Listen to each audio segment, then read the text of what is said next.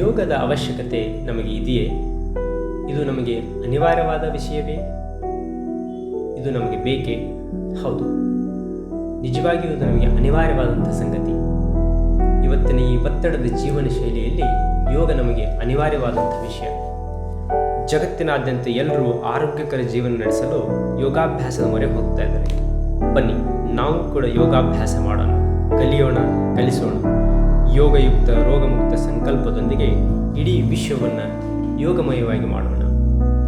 ಇಡೀ ವಿಶ್ವಕ್ಕೆ ಈ ಶ್ರೇಷ್ಠ ಯೋಗಶಾಸ್ತ್ರವನ್ನು ಕೊಟ್ಟ ಪತಂಜಲಿ ಋಷಿಮುನಿಗಳಿಗೆ, ಇದನ್ನು ವಿಶ್ವವ್ಯಾಪಿ ಮಾಡಿದ ಪರಮ ಪೂಜ್ಯ ಸ್ವಾಮಿ ರಾಮದೇವ್ಜಿ ಮಹಾರಾಜರಿಗೆ ಹಾಗೂ ಶ್ರದ್ಧೆ ಶ್ರೀ ಆಚಾರ್ಯ ಬಾಲಕೃಷ್ಣಜಿ ಮಹಾರಾಜರಿಗೆ ಕೋಟಿ ಕೋಟಿ ನಮನಗಳನ್ನು ಸಲ್ಲಿಸ್ತಾ ಅವರ ಸಂಕಲ್ಪವನ್ನು ನಾವೆಲ್ಲರೂ ಪೂರ್ಣಗೊಳಿಸೋಣ. ಓಂ ಜೈ ಹಿಂದ್, ಜೈ ಭಾರತ್.